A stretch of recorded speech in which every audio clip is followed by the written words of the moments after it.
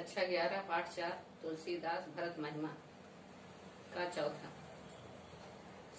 सकल स्नेह शिथिल रघुबर के गए कोस दुई दिन कर ढर के जल थल देख बसे निस्बीते कीन गमन रघुनाथ प्रीते वहाँ राम जननी रजनी अवशेषा जागे सी सपन यस देखा सहित समाज भरत जनु आए नाथ वियोग ताप तन आए। सकल स्नेह शिथिल रघुबर के राम को मनाने के लिए लक्ष्मण, राम को मनाने के लिए भरत अपने भाई शत्रुघ्न तथा अयोध्या वासियों के साथ आ रहे हैं। सकल स्नेह शिथिल रघुबर के उनका प्रेम, भरत का प्रेम रघुबर श्री राम के प्रति है। गए कोस दुई दिन कर ढर के, जब वो 2 कोस जाते हैं तो दिन ढलने को हो जाता। जल थल देश बसे निस्बीते कीन गमन रघुनाथ प्रीते, जल थल को देखकर बसे निस्बीते वहाँ रात व्यतीत करने के लिए कीन गमन रघुनाथ प्रीते और रघुनाथ का स्मरण करके रात व्यतीत करने लगे। वहाँ राम रजनी अवशेषा जागे सी सपन अस देखा। वहाँ राम रात के अंतिम पहर में जाग जाते हैं, जागे सी सपन अस देखा। और सीता जी सपने में देखती हैं और जागकर राम से कहती हैं, सहित समाज भरत जन आए नाथ वियोग ताप तन आए। हे नाथ, व्याकुल होकर भरत जी अपने समाज सहित यहाँ आ रहे हैं और उनका शरीर अत्यंत दुर्बल हो रहा है। सकल मलिन मन दीन दुखारी देख सासुआन अनुहारी। सभी लोगों का हृदय मलिन है, दुखी है। देख सासुआन अनुहारी, और सासुएं भी दुखित हैं, अर्थात विधवा रूप में आ रही हैं। सुन सी सपन भरे जल लोचन भये सोच बस सोच विमोचन। सीता जी के सपनों को सुनकर रामचंद्र जी के नेत्रों में जल भर आया।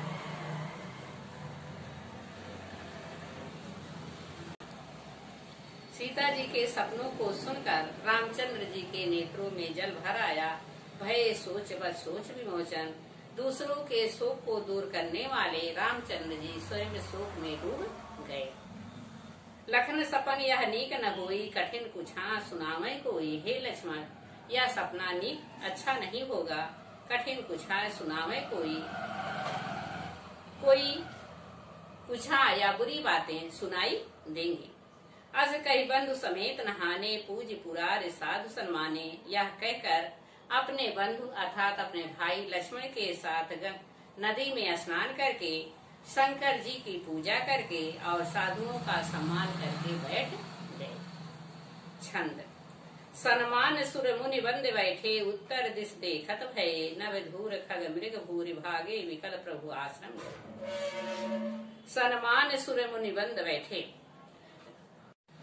साधुओं का सम्मान करके, देवताओं और मुनियों की वंदना करके रामचंद्र जी अपने आसन पर बैठ गए और उत्तर दिशा की तरफ देखने लगे। नभ धूर खग मृग भूरि भागे, विकल प्रभु आश्रम आए। आकाश में धूल उड़ रही है, पक्षी और हिरण व्याकुल होकर रामचंद्र जी की आश्रम की तरफ दौड़ते हुए आ रहे। तुलसी उठ अवलोक के कारण काह चित सक्षित भये।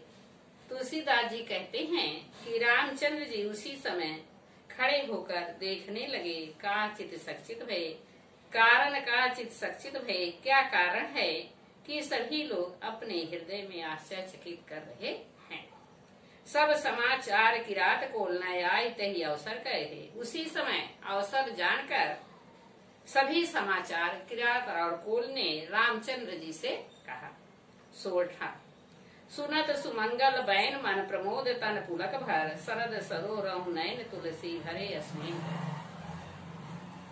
सुनत सुमंगल, रामचंद्र जी किरात और कोल की अच्छी वाणी को सुनकर मन प्रमोद तन पुलक भर, उनका हृदय और शरीर पुलकायमान हो गया या प्रसन्न हो गया।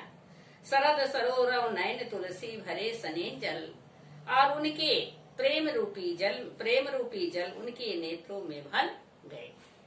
दोहा। भरतय होय न राज मद विधि, हरि पद पाई, कबहू की काची सीकरन छिद सिंधु बिन साई। रामचंद्र जी लक्ष्मण जी से कहे रहे हैं, भरतय होय न राज मद, भरत को राज का घमंड नहीं हो सकता। विधि हरि हर पद पाए, चाहे ब्रह्मा विष्णु और शंकर जी का पद क्यों ना ही प्राप्त हो जाए। कबहू की कांची सीक रंछिद सिंधु बिनसाए, क्या कभी कांच की सीक की बूंदे समुद्र में गिरने से क्या समुद्र का जल नष्ट हो सकता है। तिमिर तरुण तरुण मखु गिलही, गगन मगन मखु में कह मिलही, गोपद जल बुढ़े घट जोनी, सहज क्षमा पर छाड़े छोनी। रामचंद्र जी कह रहे हैं, चाहे आकाश और पृथ्वी एक में मिल जाए, मक गिलही एक में मिल जाए, गगन मगन मक मेलह मिलही, आकाश और पृथ्वी तथा बादल एक में मिल जाएं, गोपद जल बूढ़े घटनोनी, और चाहे गाय के खुर के जल में घट जोनी अगस्त मुनि बूढ़ जाए या डूब जाए, सहज क्षमा बर छाड़े छोनी। चाहे पृथ्वी अपनी क्षमाशीलता को त्याग दे, मशक फूक मकुमेर उड़ाई, और मच्छर के फूकने से मेरु पर्वत उड़ जाए, होए न निरपद भरतहि भाई, लेकिन भरत जैसे भाई को राज का घमंड नहीं हो सकता है। लखन तुम्हारा सफद पितियाना, सुज सुबंध नहीं भरत समाना। हे लक्ष्मण, तुम्हारी शपथ और पिता की यान रखकर मैं कहता हूँ, सुचि सुगंध नहीं भरत समाना। भरत जैसे पवित्र भाई का मिलना मुश्किल है। सगुन खीर अवगुण जलताता, मिलहि रचय पर पंच विधाता। खीर में जल और दूध के मिलने से जो खीर बन जाता है, मिलहि रचय पर पंच विधाता, और पांचों तत्व मिलकर वह विधाता के लिए, ईश्वर के लिए बन जाता है। भरत हंस रविवंश तड़ागा, जन्म कीन गुण दोष विझाका। भरत जिस प्रकार हंस दूध और पानी को अलग कर सकता है,